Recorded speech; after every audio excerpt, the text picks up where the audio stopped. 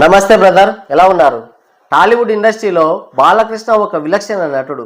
అంటే ఆయన ఒక పవర్ స్టేషన్ లాంటి వాడు. వాడుకున్న వాళ్ళకి వాడుకున్నంత ఆ పవర్ని సరిగ్గా యూజ్ చేసుకొని ఇంటికి వెలుగులు తెచ్చుకోవచ్చు, దాన్ని మిస్యూజ్ చేసుకొని ఇంటిని తగలబెట్టుకోవచ్చు. ఎలా వాడుకుంటాం అన్నది మనపైన ఆధారపడి ఉంటుంది. ఎలా చూపిస్తాం, బాలయ్యని ఎలా వాడుకుంటాం అన్నది డైరెక్టర్స్ యొక్క క్రియేటివిటీ పైన ఆధారపడి ఉంటుంది. వాళ్ళు ఎలా చూపిస్తే ఆయన అలాగ ఒదిగిపోతాడు. ఏ క్యారెక్టర్ అయినా సరే బాలకృష్ణకి కొట్టిన పిండి అవలీలగా ఆ క్యారెక్టర్లో జీవించేస్తాడు బాలకృష్ణ.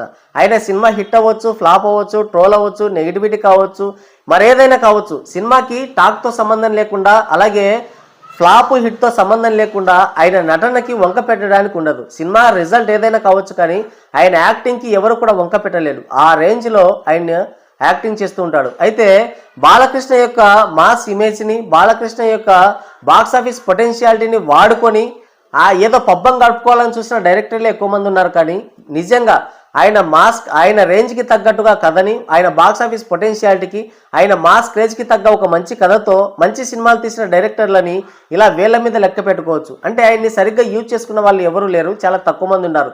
బి గోపాల్ అప్పట్లో, తర్వాత ఇప్పుడు చూసుకుంటే బోయపాటి, గోపిచంద్ మల్లేని, ఇలాంటి కొద్ది మంది డైరెక్టర్స్ మాత్రమే ఉన్నారు. ఆయన్ని సరిగ్గా చూపించిన వాళ్ళు, ఆయన్ని సరిగ్గా వాడుకున్నటువంటి దర్శకులు అయితే చాలా రేర్ అని చెప్పాలి.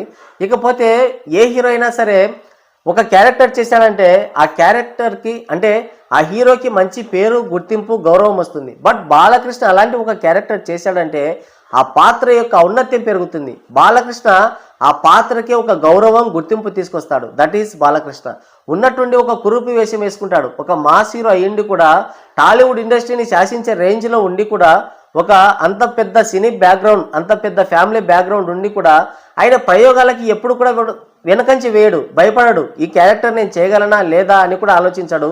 డైరెక్ట్గా బరిలోకి దిగిపోవడమే. ఒక భైరవదీపం సినిమాలో కురుపి పాత్ర వేస్తాడు. ఆదిత్య 369 సినిమాలో శ్రీకృష్ణదేవరాయ పాత్ర వేస్తాడు. అసలు చాలామంది ఆ రోజుల్లో నిజంగా శ్రీకృష్ణదేవరాయ అంటే ఇలాగే ఉండేవాడేమో అన్నంతగా ఫీల్ అయ్యారంటే ఆ పాత్రలో బాలకృష్ణ ఎంతలా ఒదిగిపోయాడో ఇక మీరు అర్థం చేసుకోండి.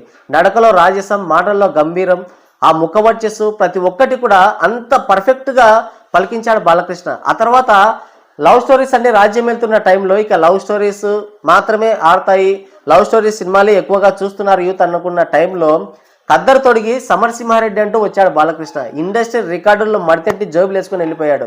తర్వాత నరసింహనాయుడు కావచ్చు, సింహ సినిమా కావచ్చు, ఇలా ప్రతి ఒక్క సినిమా కూడా ఆయన ఎప్పటికప్పుడు ప్రయోగాలు చేస్తూనే ఉన్నాడు. నిన్న చూసుకుంటే అఘోరా ఒక క్యారెక్టర్ చేశాడు బాలకృష్ణ. ఒక స్టార్ హీరో అయ్యింది. అలాంటి ఒక క్యారెక్టర్ చేయాలంటే ఎవరికైనా కూడా గట్స్ కావాలి. అలాంటి గట్స్ బాలయ్యకు ఉన్నాయి.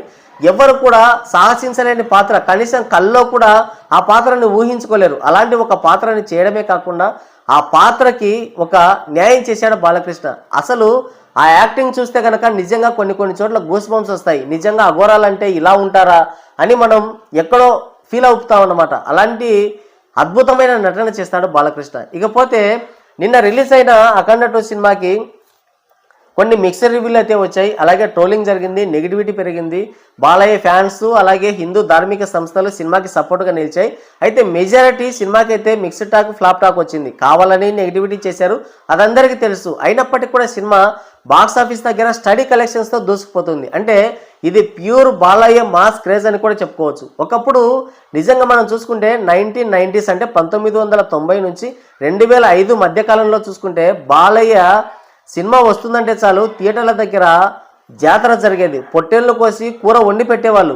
అంటే ఒక జాతరలా, ఒక పండుగలా చేసుకునేవారు బాలయ్య సినిమా అంటే.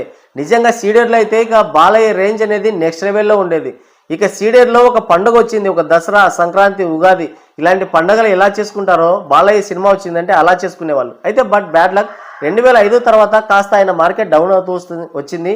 కొన్ని ఫ్లాప్స్ అయితే పడ్డాయి. ఇక బాలయ్య కెరియర్ అయిపోయిందేమో అనిపించింది. అఖండ సినిమా కంటే ముందు ఒక 6 ఏళ్ళు వెనక్కి వెళ్తే రూలర్, కథానాయకుడు, మహానాయకుడు, ఇవన్నీ కూడా ఒకదాన్ని మించి ఇంకోటి, ప్రతి ఒక్కటి కూడా సినిమా ఫ్లాప్ అయింది, అట్టర్ ఫ్లాప్ అయింది. అసలు ఆయన మార్కెట్ మొత్తం కూడా డౌన్ అయిపోయింది. అయినప్పటికీ కూడా ఆయన మార్కెట్ అయితే కోల్పోయి ఉండొచ్చు, కానీ ఆయన మాస్ క్రేజ్ మాత్రం అలాగే ఉంది. అది అఖండ 2 సినిమాకి బాగా పనికొచ్చింది.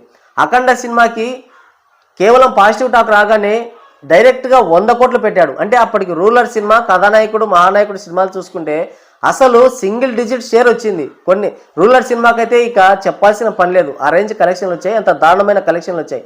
బట్ అఖండ సినిమాకి మంచి పాజిటివ్ టాక్ రాగానే ఆ సినిమా ఏకంగా 100 కోట్లకి పైగా కలెక్ట్ చేసింది. బాలయ్య బాక్సాఫీస్ పొటెన్షియాలిటీకి నిలువెత్తు నిదర్శనం అఖండ సినిమా. ఇక అక్కడి నుంచి ఆయన వెన్ను తిరిగి చూసుకోవాల్సిన అవసరం లేకుండా పోయింది.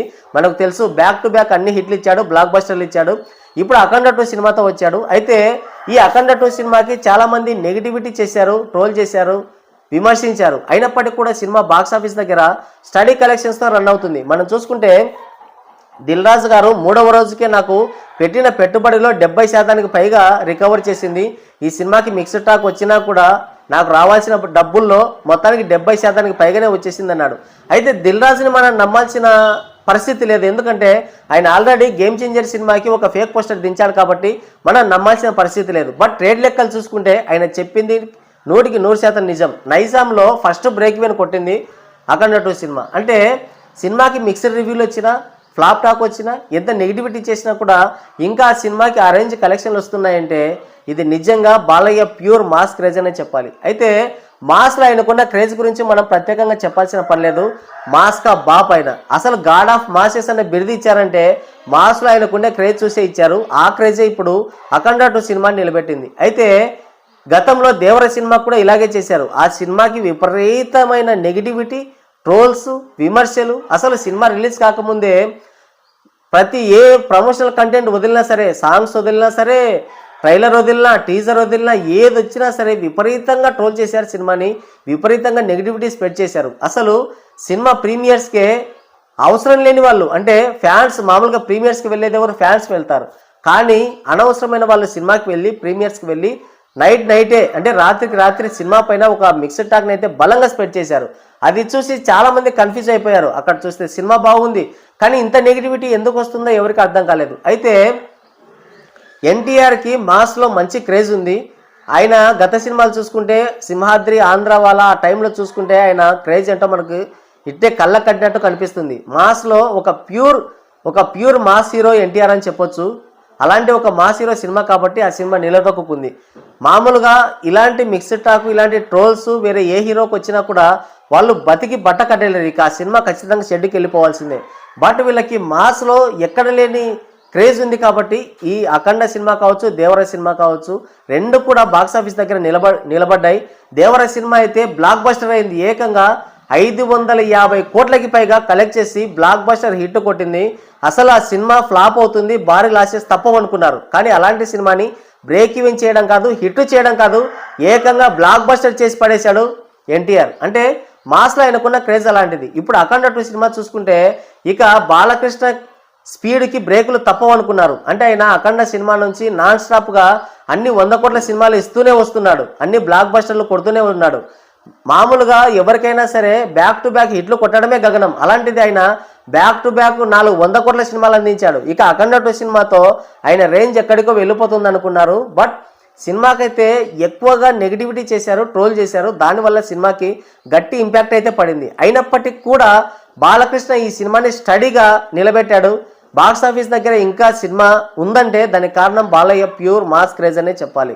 అంటే ఏ హీరో అయినా సరే బ్యాక్ టు బ్యాక్ 400-500 కోట్ల సినిమాలు, అంటే ఈ సినిమాతో అఖండ నుంచి అఖండ 2 వరకు మొత్తం 500 కోట్ల సినిమాలు ఇచ్చాడు బాలకృష్ణ. ఇలా బ్యాక్ టు బ్యాక్ 500 కోట్ల సినిమాలు ఇవ్వడం అంటే చిన్న విషయం కాదు. అది కూడా 60+ ఏజ్లో ఈ స్పీడు, ఈ జోరు, ఈ కలెక్షన్లు అంటే ఇంకెవరికి సాధ్యమయ్యేది కాదు. కాబట్టి ఈ సినిమా కూడా ఇక దేవర సినిమాలాగే బ్లాక్ బస్టర్ కావచ్చు, హిట్ కావచ్చు చెప్పలేం. ఇంకా సినిమా సక్సెస్ఫుల్గా స్టడీగా రన్ అవుతుంది. కొన్ని ధార్మిక సంస్థలు తమ భుజాలపైన వేసుకొని సినిమాని అయితే బాగా ప్రమోట్ చేస్తున్నారు.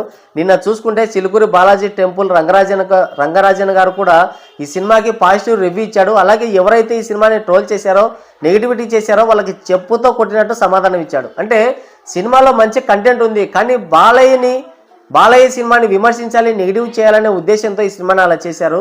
అయితే అంత చేసినా కూడా ఈ సినిమా ఇంకా నిలబడిందంటే అది నిజంగా బాలయ్య ప్యూర్ మాస్ క్రేజ్ అనే చెప్పాలి. అప్పట్లో దేవర ఎలా హిట్ అయిందో ఇప్పుడు అఖండ 2 సినిమా కూడా అలాగే బ్రేక్ ఈవెన్ అయి హిట్ అవుతుంది. ఆ నమ్మకం అయితే ట్రేడ్కి వచ్చేసింది. ఇప్పుడు చాలా సినిమాలు అయితే రిలీజ్ అవుతున్నాయి. అయినప్పటికీ కూడా ఈ సినిమాలకి ఏ సినిమా కూడా అంతగా ఇంపాక్ట్ చూపించలేకపోవచ్చు. ఈ సినిమాకి స్టడీ కలెక్షన్స్ వస్తున్నాయి కాబట్టి ఈ సినిమాని ఇంకా థియేటర్స్ నుంచి తీసేసే అవకాశం ఉండదు. కాబట్టి సంక్రాంతికి అంటే సంక్రాంతి వచ్చే వరకు కూడా బాలయ్య సినిమాలకి ఇక తిరుగులేదు. అఖండ 2 సినిమాకి అప్పట్లో దేవర సినిమా ఎలాగైతే బ్లాక్ బస్టర్ అయిందో ఇప్పుడు అఖండ 2 సినిమా కూడా అలాగే హిట్ అవుతుంది అని ట్రేడ్ అంచనా వేస్తుంది. మరి దీనిపైన మీరేమంటారు? దేవర సినిమా లాగే అఖండ 2 సినిమా కూడా బ్రేక్ ఈవెన్ అయి హిట్ సాధిస్తుందా? మరి మీరేమనుకుంటున్నారో కింద కామెంట్ చేయండి.